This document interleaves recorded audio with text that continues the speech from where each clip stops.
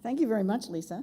As some of you are just joining us, welcome. This is the afternoon segment of our lectures, giving you a kind of behind-the-scenes look at work in the archives.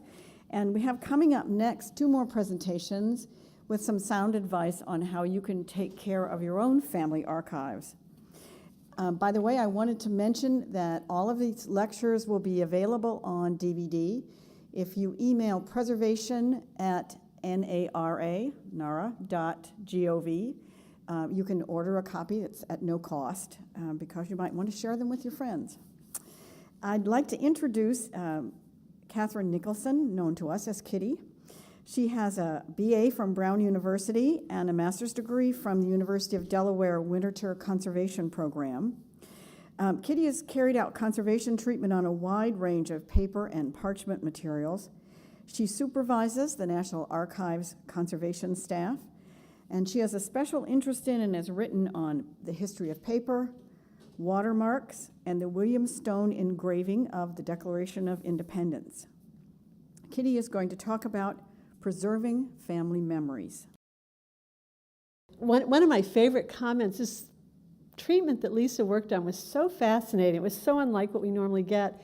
And at one point, the thing she told you about the code books being destroyed, these are actually really rare code books because by all the rules and regulations, they all should have been destroyed. So these survived by fluke of, one, their bad record-keeping practice, and then a long sojourn under the water. So kind of fun. I'm going to talk about just generically about how you can apply some of the things we've learned in preservation, conservation to your own family records. And it will harken back to some of the things Mark has talked about, the way we pay attention to environment, and then the talk coming after my talk by Pomicter will talk about electronic records. So you'll have kind of a full range by the end of the talks. So the basic preservation steps we all should be aware of and practice are paying attention to the environment in which we're keeping our records, whether they're family records or government records or any other kinds of records, the temperature and the relative humidity, as Mark explained them. Then you want to think about the immediate materials right in contact with them, the storage materials, the folder, the mat board, the box, whatever they live in, because that also determines their microenvironment. There's the big environment, the macro environment, and the microenvironment they live in. Then you get to the level of careful handling, and that means you and me keeping our hands clean, handling things that are fragile with 2 hands, always knowing where it's going to go before you pick it up. Limited display if you've got it framed and it's a family treasure.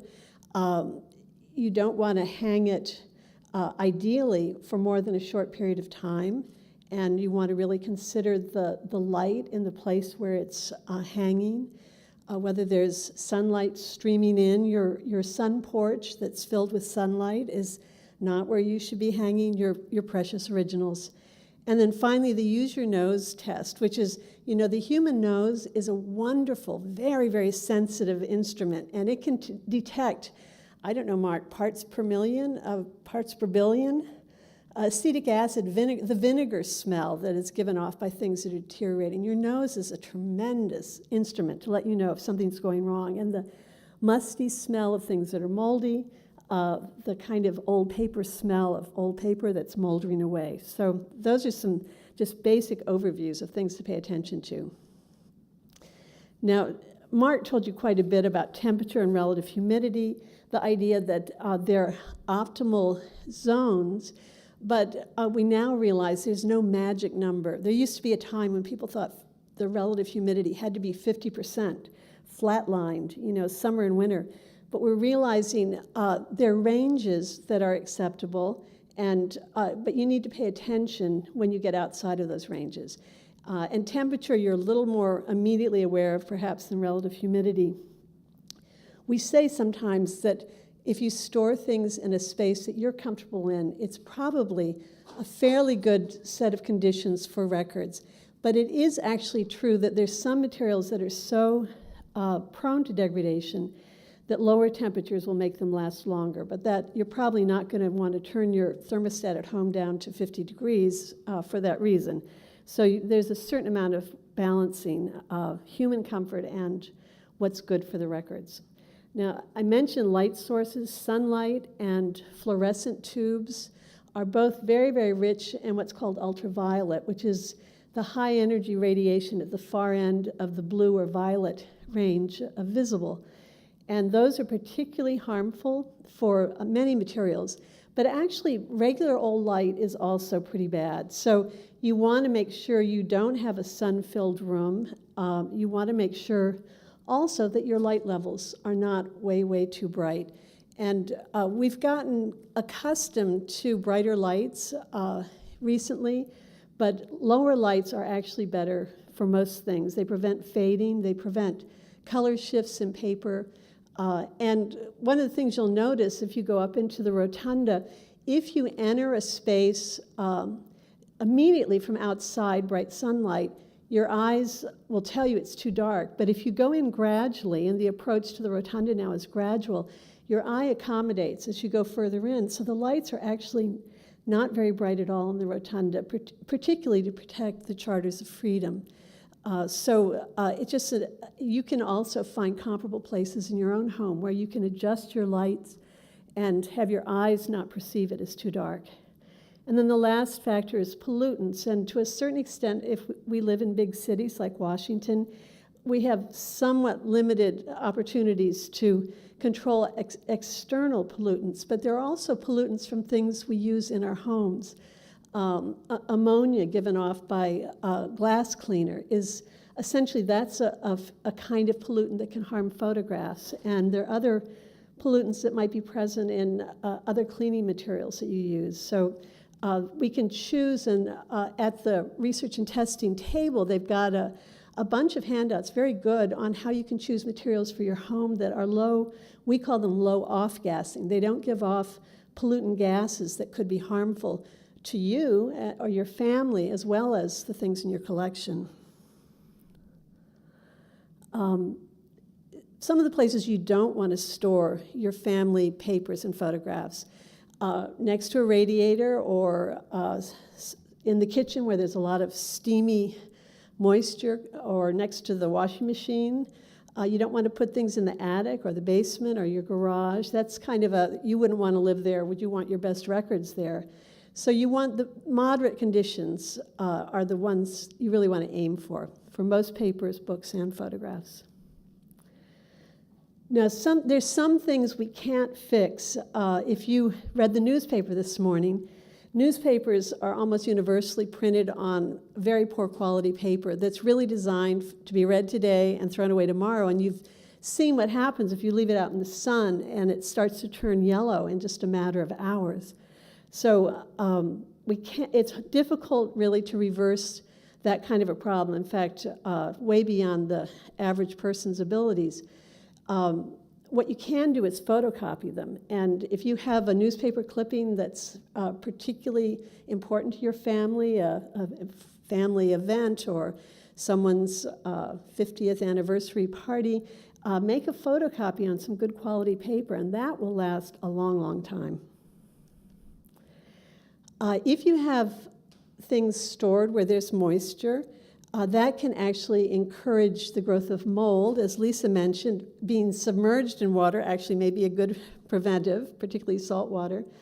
It can also attract pests that find the paper is nice and soft and munchy and easy to eat or to nest in. And you see examples at the top. That's typical. The typical kind of feeding that termites would do. I'm not positive it's termites, but it certainly looks like it. And the black streaky stuff at the bottom is pretty nasty mold. And we talked about where you store your items. This is focused mostly on, assuming you've got family papers, sort of family archives. And folders, you can buy acid-free folders, and there are samples actually for you again at the research and testing table outside that is stamped with the logo of the National Archives, and then has a blind stamp that identifies it as pH 8, I believe, and the manufacturer and the date it was manufactured. And that's one of the ways when we look at things in storage, we can quickly tell that this is a good folder. And when they're new, they all seem pretty much the same, but if you've seen 50-year-old folders, the top edges start to break. They just break off, and the identifying information falls off. It's a mess. And then acid-free document boxes, and you see two examples there, letter and legal size.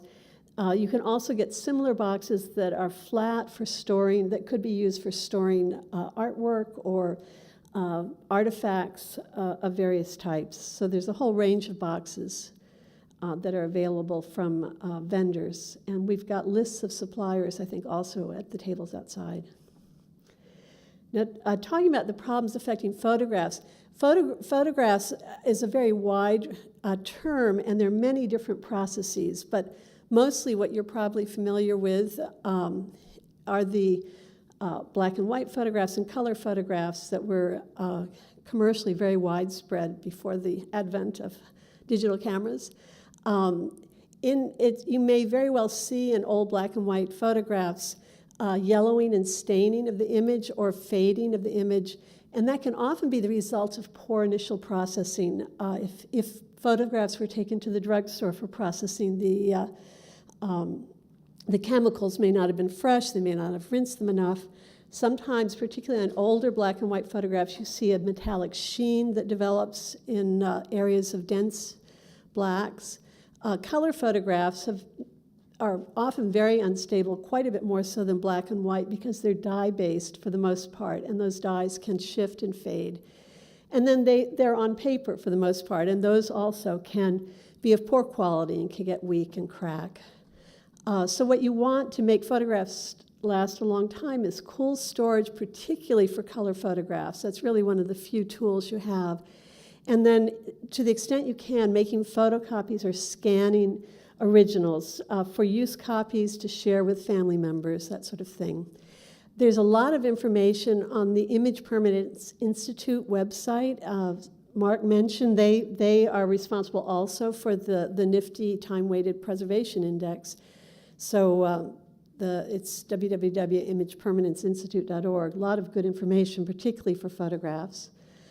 Storing photographs, paper enclosures of good quality paper make envelopes, sleeves, folders, particularly good for the negatives. Plastic enclosures made from safe plastics, polyester film, polyethylene, polypropylene. Do not use PVC. That's that nasty stuff that covers plastic notebooks and fuses to photocopiers because it's got so many plasticizers in it. There's a test called the photographic activity test that's used to verify that these materials are safe and will not harm photographs. And it's best to buy them from suppliers of preservation materials. So there's acid-free envelopes with a little stamp that identifies them as such. These are prints in polyester sleeves. You can't quite see the sleeve, but that's the safest way to have photographs available to keep people from getting fingerprints on them. They just view them through the polyester, do not remove them. Photo albums, I realize this is a bit of it's like nostalgia since hardly anyone probably does albums anymore, but you may have some that come down in your family. They're older ones on black paper, often very bad paper, and sometimes the photos are adhered with bad adhesive that causes stains. But on the other hand, it's an assemblage that meant something very much to the person who put it together. So best to get a good box to protect it, store it under good conditions, and handle it with a great deal of care. Then there are the modern photo albums, the magnetic albums. I don't know if they still sell those. They had strips of adhesive that was tacky for a while, could alter colors in photographs, and then failed. So definitely a poor idea. They're albums with bad paper. People use bad adhesives, and sometimes they're just bad plastics. The best thing to do if you have things you really want to last is to go to one of these preservation suppliers and get albums that are designed for preservation purposes. And they have stable plastic sleeves and pages, and then you don't have to use any adhesives at all. So if you're displaying your family treasures, really pay attention to the light exposure. No sunlight streaming in, no fluorescent lights, and low light levels for incandescent. Things to watch for: if they've been displayed too long, they get weak, brittle, change colors, darken, inks fade. It often happens so gradually, though, that you may not be aware of it. And so you really should, if you can, not store these things. Store them as much as you can and not exhibit them too long. And then now that we do have the advantage of digital copies, you can really make some good facsimiles, color photocopies, scans, and keep your originals in the dark safely. And work from photocopies. If you're doing a family history, make photocopies, handle those photocopies, and keep that precious original in good condition. If you're going to mat and frame things, you should always have what we call a window mat that holds the document or the photograph away from direct contact with glass. You can have water seeping under, you can have water condensing in there, they can fuse to the glass. It's a terrible problem, and you'll need a conservator to help you if that happens. Use good quality, what we call rag board or museum quality board for mats and backing boards. And as much as you can, leave aside adhesives and use photo corners. And these are just a couple of brands. You can also make paper corners using good quality paper, folding strips into neat little triangles. The idea is the adhesive should not touch the document or the photograph. So all the things you don't want to use: pressure-sensitive tape, that's our fancy name for Scotch tape, masking tape, all sorts of glues you can buy in the drugstore, hot glue guns, all of that. Please don't use those. Then books, just quick. If you can, keep them in original format. Sometimes they're charming old bindings. Boxing, you could make a little, we call this a 4-flap housing to protect your special books, and just use a good quality board for that. If you shelve books, shelve them according to size, so you don't have a little tiny one next to a great big one and the big one starts slumping over. Don't mix them up. Store, if they're really large volumes, big coffee table volumes, keep them flat.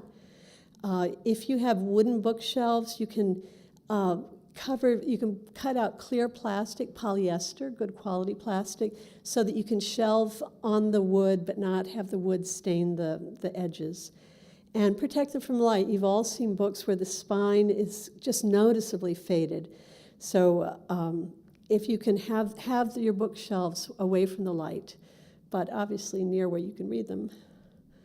Oversized items, maps, and posters. One approach is to roll them on acid-free tubes. This is a special acid-free cardboard that's turned into very sturdy tubes, and you can roll things and then protect them with outer layer of paper that's acid-free and an outer layer of polyester film, and tie the ends so you're not squeezing the original. The other thing is you can buy or make good quality portfolios to store things flat if you've got a safe place for them.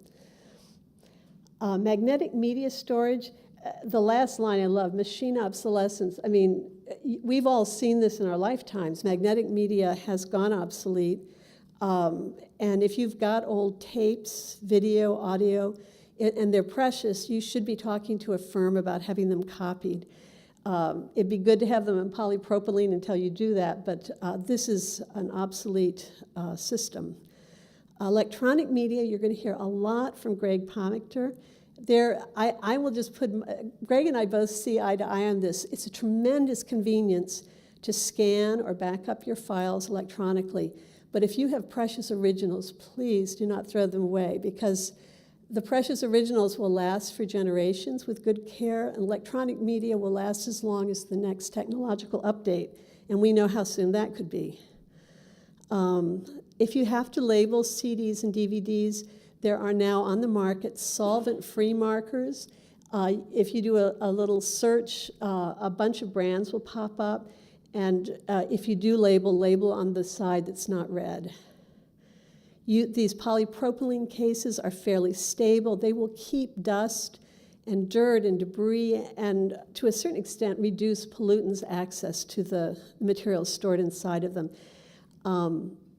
There's also a variety of anti-corrosion boxes. I thought at first that's got sort of a flashed copper coating that will corrode preferentially and protect the CD or DVD, I think developed by the military, but it has nice preservation possibilities. If you need help for a conservator, if you get something that's had all the bad things done to it, the American Institute for Conservation is located right here in Washington, D.C., and they have a website that can guide you to conservators in all different specialties, and that's down at the bottom. Conservation-us.org is the thing to remember. If you want to learn more about preservation at our website, go to www.archives.gov, and there is a preservation section which is under construction and looking bigger and better than ever, so we hope you'll go there and look. We also are on social media, on Facebook. We've got a Tumblr blog and Twitter, and we're trying to post some of the fun things we work on, so we'd love to have you go there too. And I want to thank some of my predecessors, Linda Blazer, who first developed this PowerPoint, Hillary Kaplan, who's here today, and Mary Lynn Ritzenthaler. It's a cumulative effort, great team effort, and a lot of fun. Thank you very much. I wanted to remind you, I gave you an email address earlier, preservation@nara.gov. You are also welcome to send your questions, and they'll get directed to the right person. I know Kitty had a lot of great information to share, and you may be thinking about what more you'd like to know. So that's at the end of the session you can ask questions, but also you can email us for advice as well. I'd like to introduce Greg Pomicter, who began working at the National Archives in St. Louis at the National Personnel Records Center in 1974. He's held numerous management positions at NARA facilities in St. Louis, Chicago, Philadelphia, and here in Washington. Greg is currently the director of NARA's Field Management Support Division. He has an MBA from St. Louis University. He's married with 3 children and 3 grandchildren. I can attest to how much fun grandchildren are. And his hobbies include family history, running half marathons, being a home handyman, and cosmology. So Greg, welcome. Why I became interested, although I'm not an expert in electronic records, why I kind of got involved in it, is that I was very fortunate that my grandparents and great-grandparents were archivists. And not real archivists, but as far as family history, as they kept every letter, kept every picture. And so we have, my wife and I have, between our families, over 10,000 photographs of our families for over 100 years. We have home movies from the 30s. So we have tons of photo albums and pictures. I've done a lot of research. I've added to that with birth certificates, death certificates, and census records. Okay, well, we're waiting because a picture is worth 10,000 words, so I certainly hope that the PowerPoint. But anyway, we have a lot of the original records, and I wanted to preserve them. So I do everything that Kitty just mentioned. I've learned all about putting things in acid-free folders. I've worked on all the things that we do to protect the our original records. So I do all that. So if I were to put all of my family's photo albums and everything, artifacts, yearbooks from the 40s and all that, into boxes, we talk about record center boxes, I'd have almost 20 to 30 boxes. So as you can see, there's a lot of work, expense in maintaining our original records, as Kitty just explained, if you do it right. But also, what would happen, when my wife and I pass on, we have 20 to 30 boxes, I have 3 kids, what could happen to those 30 boxes of records? Well, I hope one of my children will keep them and keep them intact, and I'm sure one of them will.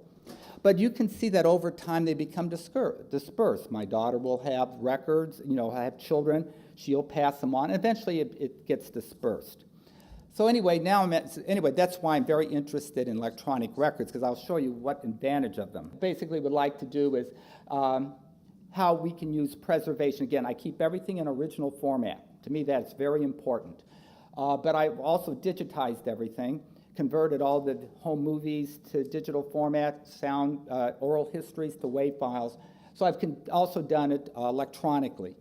And I'm going to show you one way I have organized, one example of a family electronic archives. There's many ways to do it. This is just one way to skin a cat. We already know this, paper records, photograph albums. I've also digitized yearbooks, my great-grandmother's high school yearbooks, my grandparents' yearbooks, my wife's. I don't scan the whole yearbook, but I scan the pertinent pages. But I scan and then I take pictures of trophies and ribbons. I've even got the family funeral memory books. In other words, you can see that I've taken a lot of textual records and I've digitized them to add in. And then that's what I'm doing in the past. But now my wife and I have digital cameras like all of you do. We have, digital home movies, and then we have Facebook and all that. So a lot of our family history now is born electronically. And then, as I was talking about earlier, keeping everything in its textual format, we have problems. Not only the cost of maintaining material in the original form, preserving them, but also the volume is going to increase over time. The distribution, they're split among descendants, and over time they get dispersed. And then also, we just mentioned the cost and time. As I mentioned before, I keep all my original records. I try to preserve them. But I use Family Tree Maker, and I use other things, but I'm trying to also use digitization as a way to also preserve my family records. Right now, I view the digitization with the cost of memory going down as a way to keep everything, no memory left behind.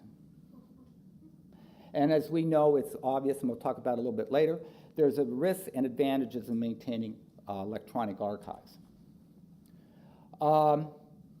There are many, and I think everybody knows how to scan records. There's an excellent handout down at one of the tables here on how to digitize and what DPIs to go at, and also how to preserve electronic media. And I think everyone knows to scan and digitize. You need a computer, a scanner. And what I'm going to show you is I wanted to create a simple system. I've just used the simple Microsoft folder. You right-click, it says New, and then you create a folder. Because I wanted to make my family history self-indexing. I didn't really want to go into search engines and all sorts of things to locate things. I wanted to create a system where I could find digitized information within seconds without having to use a search engine. So I have like over 10,000 photographs and documents. I have about 200 gigabytes of home movies. I have WAV files and all that. Altogether, my family archives is over 500 gigabytes, and when I'm done, it's going to be a terabyte. I can find anything within 40 seconds. Okay, this is what I said, a picture is worth 1,000 words. Okay, so all of these, this is the portal to my family's electronic archives. Each one of those is a Microsoft folder. And in its families, through this portal, what you see here, I can get access to right now over 500 gigabytes of family information. Notice that this right here, it's my wife and our family, and then I have grandparents, great-grandparents, and my wife's family. So you just click on those, and then you can get tons of information. So I'm just going to give you an example of how this works. Okay, there's my family right there, my wife and our 3 kids. And then if I were to click on that, where it says Pomicter family, Gregory and Carolyn, all of a sudden this would appear. More cascading folders. These are just Microsoft folders. Notice I have my wife's school records, my school records, wedding documents, pictures and events, correspondence, residences, folder for each of the kids, hobbies, and I just created a folder. For instance, if you were to click my folder that says school records, Gregory, you'd have another folder for elementary school, high school, college, and graduate school. But let's click the one that says wedding and anniversaries. Then it comes up with, again, more cascading folders, windows. One with announcements, one with bridal showers, rehearsal dinner, where we were married, the wedding album, etc. Then if you were to continue, click the wedding album, which is F there. Then I scanned the actual wedding photographs. So I took the album, the wedding album, digitized them. I scanned them at 600 dpi, each of them. I used an enhancer. Actually, if you looked at these pictures, they look much better than if you were to look at the originals in the photo album. So anyway, so you can see the cascading effect. So not only have I digitized everything, I've organized it so someone could maybe find information without search engines within, actually I could find most things within 20 seconds, but certainly within 30 to 40 seconds. Just to show you an example, some other folder, you can see the cascading effect, and you see more pictures. And then when I create these folders, what I would do is, like, let's say at the top one, my grandmother was an ice skater. So in that, there's various folders of her skating, but my grandmother took a ton of home movies. So I converted the 35 millimeter home movies and digitized them, and in the folder I could now access the home movie. So not only can click those folders and get the actual pictures, you can click that icon there and actually watch the home movie. Also, in the bottom one is a folder of my grandparents' family. One of my aunts I did an oral history with, so I converted, I had it on a tape. So I took the tape and digitized it into a WAV file, and then you can see there that I put in the oral history, so I could just click that, and I can listen to my aunt talk about the family history. So the idea is to put everything that pertains to a certain subject in that folder, and you have everything there. And so we just talked about that. So I'm going a little fast, but I'm kind of concerned about the time. And also the point I'm making, not only did I convert everything in the past that was in textual format, or the original formats, but I'm also looking at a way to park the new electronic records. So this system I showed you is not only everything that's digitized in the past, but the new stuff that's born electronically. I'm going to look, when I retire someday, I'm going to create more sophisticated indices. There's so many products out there and ways you can do it, but right now I was just concerned in creating a self-indexing system. We're all aware of this. By digitizing, you have efficient storage, easy duplication. As we all know, if you migrate and maintain your electronic files, they never deteriorate, whereas anything in a textual format, even with the best efforts that Kitty mentioned, will still someday deteriorate. Also, you can back up things, electronic data, in multiple sites. Okay, we covered that. Okay, just to quickly talk about, I think we most know this, but we know that the formats change. We all remember, those of us who are old enough like me, remember the floppies like this, and then we went to the small floppy, then we went to CD-ROMs that store 700 megabytes, and then we went to DVDs that store 4.67, something like that, gigabytes. And now, we've talked about gold DVDs to preserve records. I personally store the 500 gigabytes. I give it one to each of my kids. I store one off-site, but I use a computer notebook. Within that little something like this size, I can store 500 gigabytes to a terabyte of data. And we are all aware that we have to really make multiple copies of our data because hard drives fail. So you basically have a distributed system. You have to make many copies, store them off-site in many locations. And not only do we have to worry about the hardware, but we know the software, because many things like MS Word, I use Quicken, and I use Family Tree Maker, Excel Access, these all change. And I just had a very rude awakening how true this is. Back in the 90s, early 90s, I bought a home inventory program for Windows. It was great. And then last May, I bought a new Windows 7 computer, and I tried to take the software that I bought in the early 1990s with my home inventory, and guess what? It didn't work. So I am now manually entering thousands of home inventory items with serial numbers, model numbers, etc., manually into, because I couldn't export it to Excel or something. So I had a rude awakening that software of 20 years ago was no longer in use today. I try to keep the things simple. I use JPEG and TIFF, and now that memory has gone down, I use TIFF more than JPEG. I think for home movies, it's audiovisual files, and then I use WAV files. Of course, I try to use Microsoft products to store data on, because hopefully they'll be along in PDFs, etc. And then concluding, this is how I viewed family history, because that's very important to me. We used to have the analogy of our defense triage. We had land-based missiles and bombers and submarines. Well, the three things that I try to do to protect my family history and preserve it for my children, grandchildren, and great-grandchildren is I'm going to vigorously try to keep the original records.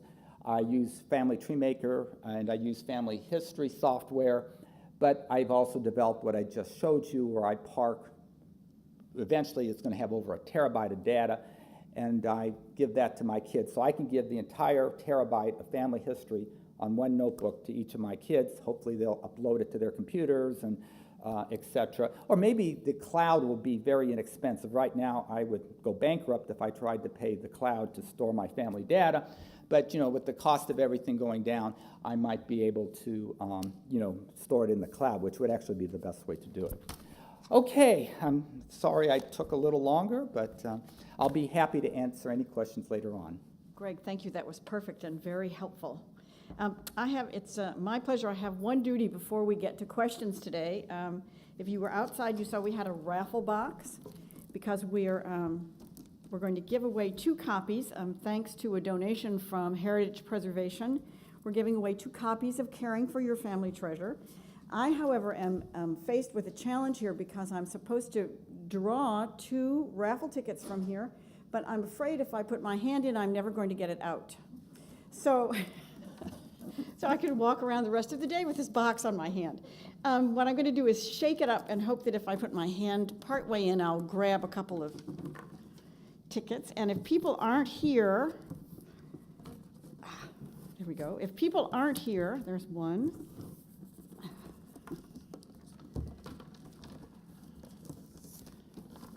I'm not very good at this. I used to have Vanna White's job, but I lost it. Just a second. Hang on. We're getting it. Okay. There we go. As soon as we're done, if you want to, I know it's shortly after 2, but if you'd like to stick around, I'm sure that Kitty and Greg would be happy to answer any questions before we conclude. Let me announce the winners, and if they're not in the room, we will call them and mail them. Evelyn Tobar is one of our winners today. And Aisha, yes? Is she here? We have a winner in the room. Oh, great. Well, come down and collect your book. This is very exciting. Here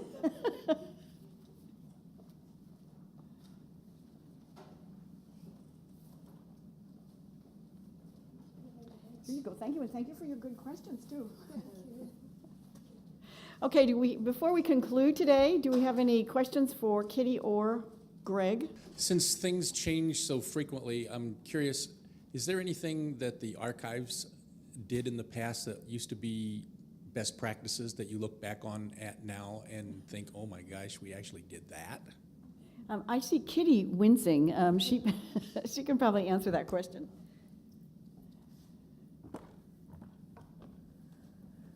Well, it's a really great question, because we try to do testing and accelerated aging, that kind of thing, to know what the effects will be. I'll tell you my personal thing, that it wasn't just the National Archives, but there was a time in the 60s when people thought that you needed to fumigate materials before they came into museums and archives. And there was this, they said, nifty product called ethylene oxide.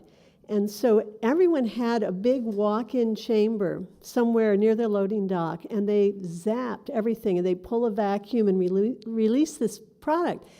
And it was, I'm sure it killed things. What they later discovered is It was held and retained by leather and plastics and slowly off gas. It was bad for humans and actually altered metals and things like that. So I think they started to realize that it was a real health hazard.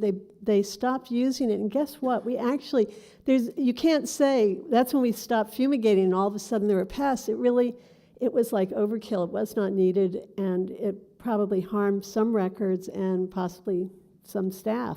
So that would be my nominee.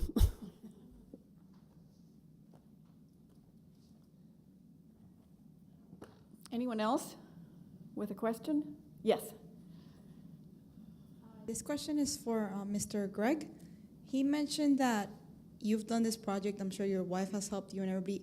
How long did it take you to do all that, number one? And how much money have you spent doing this? Well, first of all, I have a very understanding wife. One of my things, I've been noted to be obsessive compulsive. I started this about 7 or 8 years ago. And every Saturday or Sunday in the morning before the kids wake up, even before I get up at like 6 o'clock. And so for a couple hours every Saturday and maybe Sunday, I would spend hours digitizing this. So to answer your question, it's something you do not do over a weekend. This is absolutely something that I've been doing, like I said, I've been doing maybe 7 or 8 years. And I'm still doing it. I have almost everything done except for the letters. I have thousands of letters from my great-grandparents and grandparents. And by the way, I've kept everything too. So I'm digitizing those. So it's going to take, it's a year. This is something that you just do not do in a weekend or a month or a year. And I have many years to go. Also, what's helping though, since about 2005, everything has been digital. Like my wife, our cameras, our home movies is all digital. And that's simple. I just create a new folder like a Christmas 2012. I just create a folder, Christmas 2012, and then downloaded all the pictures into it. So, since 2005, there's no work because everything is already created electronically. So anyway, if you're going to do something like this, just keep in mind it's an incremental project. It's a work in progress. You may never be finished, but it's amazing how much data. And I also, once a month, take the data and upgrade it. I mean, I have a program that obviously duplicates it on an alternate hard drive at home. But then my kids are married. They have their own houses, so I take a copy, a hard drive, and refresh there. So I've always got the data stored in 3 or 4 different locations. Okay. Oh, and the cost, it's actually not that expensive. You can get a good machine to digitize, a Lexmark, 3-in-1, it costs, $100, $150. So that's not too expensive. You have your computer. The cost of storage has gone down tremendously. When I first started the project 8 years ago, I used JPEG because storage costs were so expensive. But now, storage is not a factor. You can get terabytes for $100. So I now do TIFFs. So I would say this is a very inexpensive way to digitize, to preserve your records. Where you're spending your money is your time. Okay. Thank you all very much for coming. We'd appreciate it if, as I mentioned early on, if you'd stop by and sign our comment book, in which case you'll be rewarded with a couple of chocolate kisses. So thank you again for coming and email us if you have further questions. And if you have not yet had the opportunity to pick up information outside, please do so.